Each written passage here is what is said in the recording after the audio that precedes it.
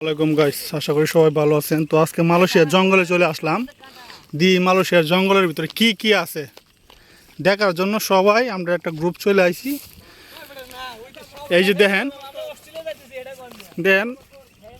মূলত এই জঙ্গলে আসার কারণ হয়েছে এই অস্ট্রেলিয়ার রাস্তা বিছানো। অস্ট্রেলিয়ার রাস্তা কোন দিক দিয়ে যাওয়া যায়, বর্ডারটা কোন দিক দিয়ে ক্রস করা যায়, এই জন্য আমাদের একটা সুপারভাইজার আছে। ওই লোকের ব্রেনের মাধ্যমে না ওই দেখেন আপনারা কত সুন্দর একটা পরিবেশ দেখেন। এই যে দেখতেছেন সবাই চিন্তায় পড়ে গেছে যে বাড়িতে পারবো কিনা এই জঙ্গলেতে। দেখেন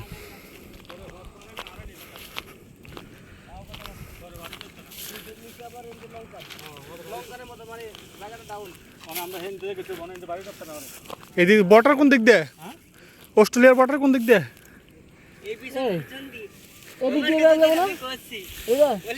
হ্যাঁ ভাই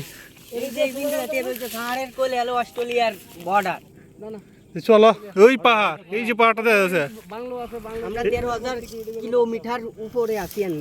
দেখেন বিশাল বড় পাহাড়। ঠিক আছে,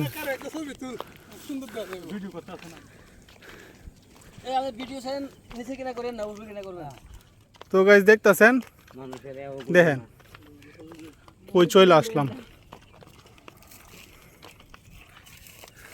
এভাবে না করতে এভাবে দেখেন আমরা মালয়েশিয়া থেকে অস্ট্রেলিয়া যাওয়া কত সোজা, কত সহজ পথ।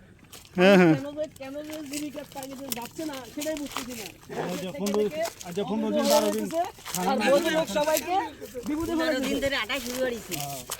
মালয়েশিয়া থেকে দেখো অবৈধ হচ্ছে আর বড় লোক সবাই সাগর তো একটা পারে দিব না, সাগর পারে দিব না, তাই জঙ্গল পারে এজন যাবো। সাগর সব দেশে যাইতেছে, সাগর পড়ে দাও তো কোনো বিষয় না, সাগর কোনো বিষয় না।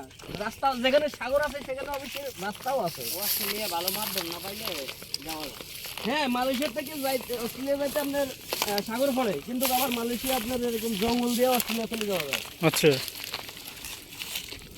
যে জায়গায় সাগর আছে সেই জায়গায় অবশ্যই সাগরের কিনারা আছে না, পাহাড় আছে না। তাহলে মেক্সিকো থেকে যদি লিবিয়া জঙ্গলের ভিতরে হাইটে যাওয়া যায়, আবার লিবিয়া থেকে যদি জঙ্গল দিয়ে আমেরিকা চলে যাওয়া যায় মেক্সিকো থেকে, তাহলে সেটা কোনো বিষয় না। কিন্তু বাড়িতে পারবে না অবশ্যই। আমেরিকা যাচ্ছে দিয়া আমেরিকা তো যাবে মেক্সিকো জঙ্গল দিয়া।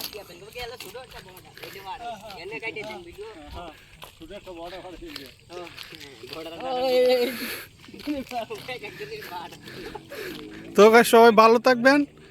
নেক্সট পরবর্তী ভিডিওর জন্য সবাই অপেক্ষা করেন। তো ভালো থাকেন, ধন্যবাদ।